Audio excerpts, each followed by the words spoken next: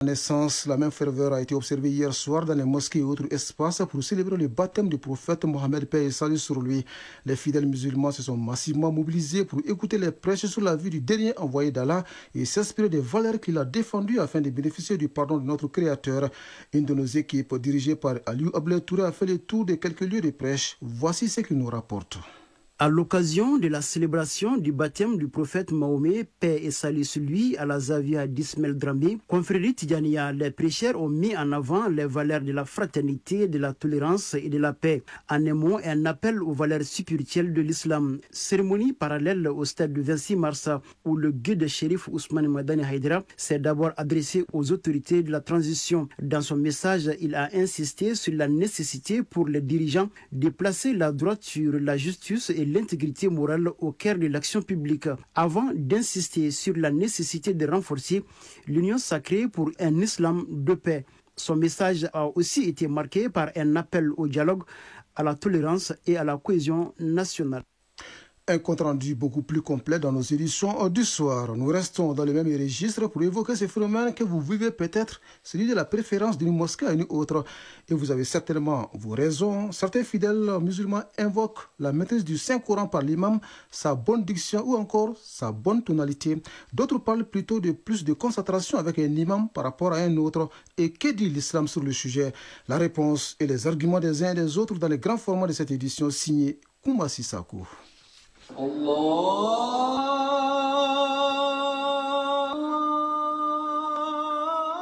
Accomplir la prière en groupe dans la maison sacrée d'Allah subhanahu wa ta'ala, qui est la mosquée, est fortement encouragée, car elle possède une grande valeur spirituelle. Dans un hadith authentique, le prophète Mohammed, paix et salut sur lui, recommande la prière en congrégation qui vaut 27 fois plus que celle faite seule. En la matière, les fidèles musulmans ont beaucoup de préférences. Makan Sogotera et Malik Ndiaye sont tous fidèles musulmans. Effectivement, j'ai des préférences au niveau des mosquées.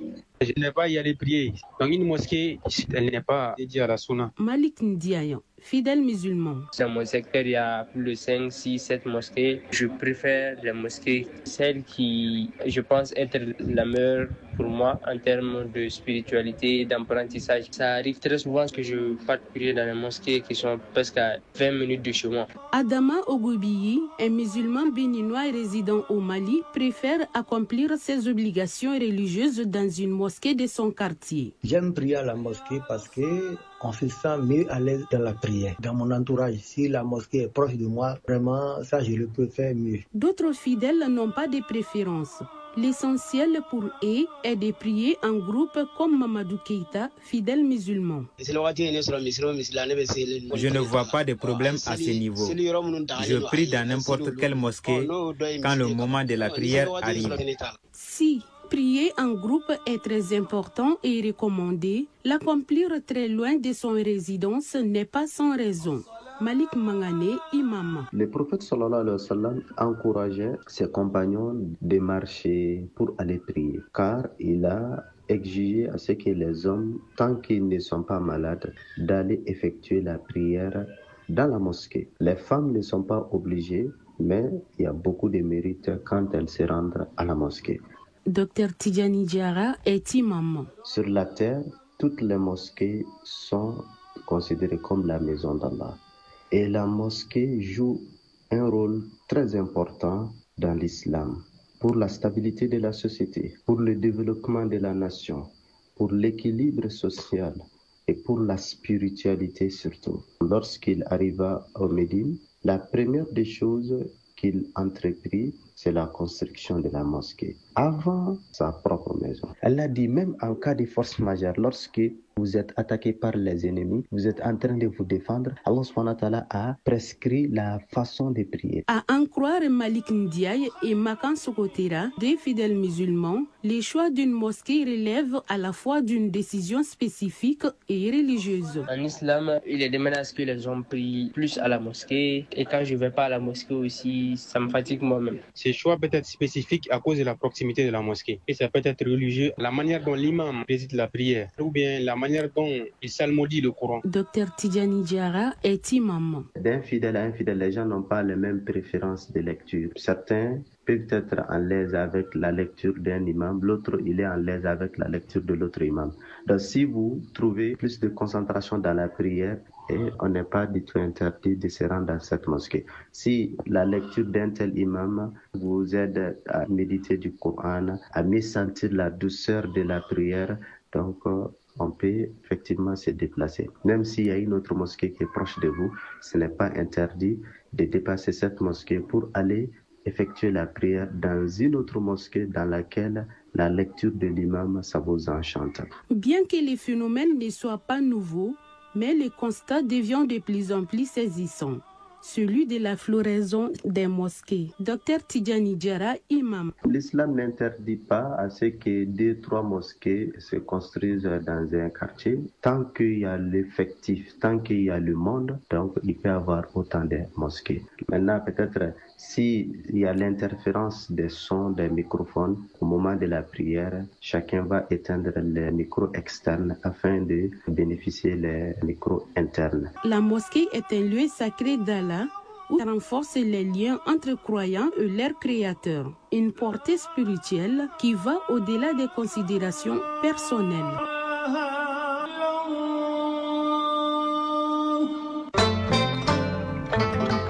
Voyons à présent ce qui fait l'essentiel de l'actualité hors des frontières maliennes. En Côte d'Ivoire, 5 candidats sont en lice pour la présidentielle du 25 octobre prochain. Parmi eux, 2 femmes, dont une bien connue du grand public, Simone Ivé, l'ex-épouse de Laurent Gbagbo. En déposant son dossier de candidature, elle a apposé son nom politique, Simone Ivé Gbagbo. Le PPACI, le parti de Laurent Gbagbo, avait saisi le Conseil constitutionnel pour demander la suppression de son nom d'épouse afin d'éviter toute confusion pour les électeurs. Mais finalement, le Conseil constitutionnel ne s'est pas prononcé, estimant que la contestation de l'état civil ne relève pas de sa compétence. Au même moment, le Bénin est victime d'une attaque menée qui a ciblé la commune de Kalale, située à près de 600 km de Cotonou, non loin de la frontière nigériane. Le commissariat local a été visé et plusieurs témoignages concordants font état d'enlèvement des civils au centre de santé de la localité.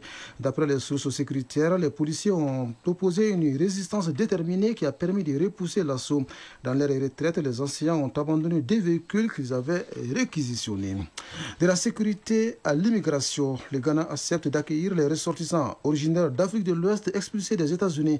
C'est ce qu'a annoncé hier le président John Dramani Mahama lors d'une session de questions-réponses organisée avec la presse. Un premier groupe de 14 personnes est arrivé dans le pays. Nous avons conclu avec les États-Unis que seuls les ressortissants d'Afrique de l'Ouest seront acceptés, étant donné que tous nos camarades ouest-africains n'ont pas besoin de visa pour venir dans notre pays, a précisé le président Mahama. Le président Mahama, également concerné par la question du climat, le sommet de l'Union africaine sur le sujet s'est achevé hier en Éthiopie avec une déclaration dite d'Addis Abeba. Le document souligne la nécessité d'accélérer le développement des énergies renouvelables pour faire de l'Afrique une puissance industrielle verte. Il met aussi l'accent sur la formation d'une coalition des pays qui possèdent des minéraux essentiels pour assurer plus de transparence. Un autre pilier non moins important concerne la protection de l'héritage culturel comme les forêts. Les pays africains se préparent ainsi à parler d'une même voix lors de la COP 30 prévue au Brésil au mois de novembre. En attendant, la session extraordinaire de la communauté économique et monétaire de l'Afrique centrale s'est achevée hier à Bangui, en Centrafrique. Le président Faustin Archange Touadéra a passé le flambeau à son homologue congolais Denis Sassou Nguesso après 2 ans passés à la tête de l'institution sous-régionale. Ce sommet intervient dans un contexte où les pays de la CEMAG se mettent en ordre de bataille pour l'intégration économique ou encore la coopération sécuritaire. Une coopération sécuritaire dans un contexte de guerre commerciale entre la Chine et les États-Unis. Cette guerre rebat les cartes du commerce mondial. Pékin se tourne vers l'Afrique où des exportations explosent. En seulement 8 mois, la Chine a déjà dégagé un excédent commercial de 60 milliards de dollars avec l'Afrique. Pendant ce temps, ses ventes aux Américains s'effondrent. Elles s'effondrent également dans le monde. La liberté de la presse s'est considérablement dégradée depuis 5 ans selon un rapport de référence sur la démocratie publié ce jeudi. L'état actuel de la démocratie est inquiétant, souligne le secrétaire général du groupe de réflexion internationale IDEA, basée à Stockholm, en Suède. Entre 2019 et 2024, plus d'un pays sur deux dans le monde a enregistré une baisse de l'un des 5 indicateurs clés de la démocratie selon le document. Et bouclons ce tour d'horizon par la Pologne qui annonce la limitation du trafic aérien à sa frontière orientale. En cause, l'intrusion d'une vingtaine de drones présumés russes sur son territoire. Cette restriction reste en vigueur jusqu'au début décembre 2025. Elle est mise en place pour assurer la sécurité nationale selon un communiqué de l'agence de navigation aérienne polonaise. Nous revenons ici au Mali où la 8e édition du Salon de l'Habitat se prépare. Elle se tiendra du 9 au 11 octobre à Bamako autour du thème « Résilience face aux crises urbaines ». Les Sahaba contribuent à la recherche de solutions pour le difficile accès au logement décent et à moindre coût. Pour l'édition 2025, la Turquie est le pays invité d'honneur. Les organisateurs du salon ont rencontré hier la presse pour dévoiler les activités prévues. Moussa Kamara y était pour Mali Actualité. Quand l'accès au logement devient une urgence nationale, chaque rendez-vous compte et celui du Sahaba 2025 s'annonce comme un moment clé. Plus qu'un simple événement, le Salon de l'Habitat de Bamako entend se positionner comme une vitrine de solutions concrètes, mêlant savoir-faire local, innovation technologique et engagement citoyen. Souri Ibrahim Maïga, président de l'Association des promoteurs immobiliers du Mali. C'est un cadre d'échange entre les acteurs du secteur pour partager les réflexions, afin de créer une synergie pour donner des résultats convergents et les proposer aux autorités pour une meilleure prise de décision en matière de politique de l'habitat. Prévu du 9 au 11 octobre prochain, Sahaba 2025 réunira un large éventail d'acteurs, promoteurs immobiliers, urbanistes, architectes, institutions publiques et citoyens. Tous se retrouveront autour d'un programme riche et varié. Djibril Koulibaly, président de la commission d'organisation du salon. Dans ces salons, beaucoup auront des logements et à moindre coût parce que nous serons avec des partenaires financiers qui sont prêts non seulement à financer l'habitat et à les accompagner pour l'acquisition de ces habitats. La crise urbaine au Mali n'est plus perçue comme une simple difficulté sociale. Elle est désormais un véritable défi de développement étroitement lié à la stabilité économique et sociale. C'est dans ce contexte que Sahaba 2025 ambitionne de transformer les discours en actions concrètes avec des solutions adaptées aux réalités locales. Al-Moumin Ag Al-Mustafa, conseiller technique au ministère en charge de l'urbanisme et de l'habitat. Cette année, le salon se tient sous un thème à la fois pertinent et interpellateur. Et ce thème, c'est résilience face aux crises urbaines. Il est porteur de sens et d'urgence. Il devient impératif de réfléchir et d'agir collectivement pour développer des solutions adaptées, innovantes et durables. Le salon se veut le point de départ d'une nouvelle dynamique tournée vers l'inclusion, la durabilité et la résilience urbaine. Une structure qui pourrait intéresser les initiateurs du Sahaba 2025, c'est celle de la cellule de planification et de statistiques pour avoir des données fiables sur le secteur du logement au Mali. La CPS tient la première session de son comité de coordination. Sur la table, les activités menées par la cellule courant 2025. Le reste nous est raconté par Ba Traoré. À la cellule de planification et de statistiques du secteur industrie, commerce, artisanat, emploi et promotion de l'investissement privé, la session du comité de coordination est statutaire et revêt d'une importance capitale pour le suivi, la programmation et les directives du secteur. À ce coup, Amadou Askoufari, directeur de la CPS, secteur industrie, commerce, artisanat, emploi et promotion de l'investissement privé. La CPS assure la planification et l'information statique de tout le secteur. Collectons toutes les informations, nous les centralisons et nous les mettons à la disposition des utilisateurs. Permettre de valider le programme d'activité 2024 et le programme de 2025 que le comité l'a sélectionné. Adama Youro Sidibé, secrétaire général du ministère de l'Industrie et du Commerce. Il nous appartient d'examiner et d'approuver la pertinence des activités qui concourent à l'atteinte des objectifs du secteur que couvre notre CPS. Le programme d'activité de la CPS est donc structuré suivant 4 axes en fonction des missions d'une CPS qui sont, et je m'en vais dire simplement que saluer l'appui inestimable de tous nos partenaires qui nous accompagnent, particulièrement l'Institut national de la statistique, à travers le projet d'harmonisation et d'amélioration des statistiques en Afrique de l'Ouest et du Centre, dans le cadre de l'appui à la mise en œuvre du schéma directeur de la statistique SDS. Les recommandations formulées à l'issue des travaux serviront de repères pour l'atteinte des objectifs du secteur. Et un autre secteur qui mobilise les énergies, c'est celui de l'agriculture. La campagne agricole 2025-2026 se poursuit normalement. Une délégation de l'ONG Agra en a fait le constat au cours d'une visite sur le terrain. Elle a rencontré les exploitants agricoles de Bankoumana dans la région de Koulikoro. Objectif, s'enquérir de l'impact de l'intervention de l'ONG sur les conditions de vie des producteurs. Adam Traoré de l'ORTM Koulikoro était de la visite.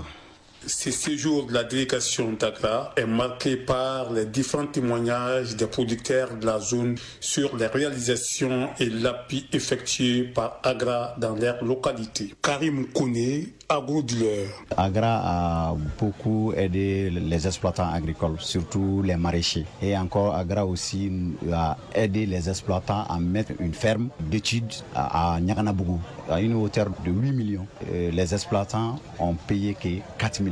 Ce projet a pour but d'améliorer la productivité, la commercialisation et la distribution du maïs, du riz et des cultures résilientes telles que le sorgho, le mil, le niébé, dans les régions de Sikasso et de Koulikoro. Tangara Aminata Koulibaly, présidente du consortium. L'initiative vise à réduire la dépendance vis-à-vis des importations, à augmenter la disponibilité des céréales nationales et à débloquer des investissements privés dans l'ensemble du secteur. Luc Diara, directeur régional de l'agriculture de Koulikoro. Votre présence traduit l'importance que Agra accorde à la transformation de notre agriculture et renforce la résilience des petits exploitants agricoles de la région de Koulikoro. Alice Louisa, présidente Agra. Par rapport à l'activité, les implémentations des activités de Agra, c'était vraiment un réel plaisir parce que ça nous a donné l'occasion et l'opportunité de visiter un de nos CBA. CBA, c'est Community Based Advisor, qui a été appuyé par Agra et aujourd'hui qui est devenu un grand agro-dealer. La rencontre a mis en lumière un système d'irrigation à l'aide des pompes solaires, une visite guidée des stands d'exposition, des produits transformés tels que le maïs, le mil, le sorgho, en passant par les engrais et des boutiques d'intrants, a mis fin à ce séjour de la délégation conduite par la présidente d'Agra, Koulikoro, Adam Traoré, Amadou Chokari pour l'ORTM.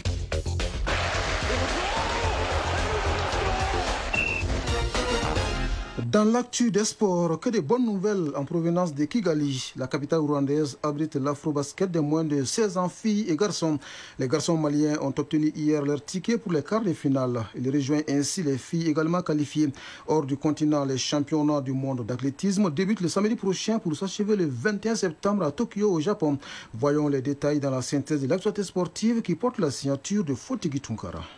Au Mali, le week-end sera marqué par la première édition du tournoi AES Open de badminton que Bamako abrite. La compétition donne son coup d'envoi demain à Kabbalah. De vendredi à dimanche, la capitale malienne accueille les badistes de l'AES qui s'affronteront aussi bien en simple homme et simple dame qu'en double homme et double dame. Des minimes aux vétérans, toutes les catégories sont concernées. Du basketball avec l'Afrobasket U16 filles et garçons Kigali 2025, le Mali s'est qualifié pour les quarts de finale chez les garçons. En match comptant pour la troisième et dernière journée du groupe C hier, le Mali a battu l'Égypte par le score de 67-62. Le Maroc a perdu contre le Libéria 69-74. Chez les filles, le Mali s'est déjà qualifié pour les quarts de finale. Au compte de la troisième et dernière journée du groupe C hier chez les filles, le Cameroun a disposé du Kenya 62-43. L'Égypte a pulvérisé le Maroc 90-20. Du handball féminin avec la CAN Junior qui se déroule à Oran en Algérie. Le Mali joue ce jeudi contre la Guinée-Conakry à partir de 16h. La rencontre s'inscrit dans le cadre de la quatrième journée du groupe B. Hier, le Mali a perdu contre le Kenya 24-42. L'Égypte a battu la Tunisie 26-22. La Guinée-Conakry a gagné contre l'Algérie 25-19.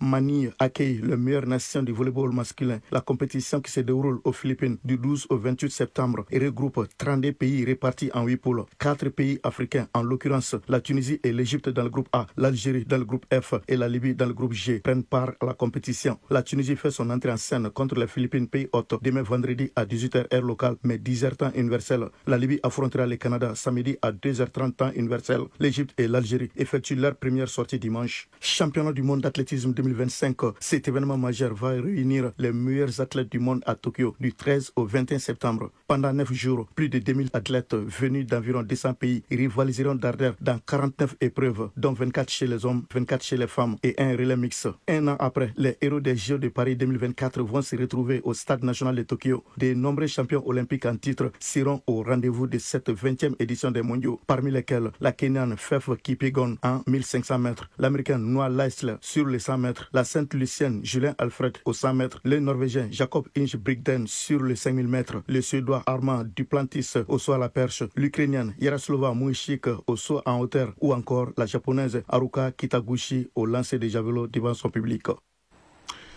Ainsi va l'actualité en ce jeudi 11 septembre 2025. Cette tranche d'information vous a été servie par Alimata Ouattara à la mise en onde, Amadisso à la mise en ligne et au micro Brahma Traoré. Merci à Ousmane Daou qui m'a aidé à la préparer. Les prochains rendez-vous avec l'information, c'est à 19h30. Grand merci à vous de nous avoir suivis. Très belle fin de journée à vous, où que vous soyez.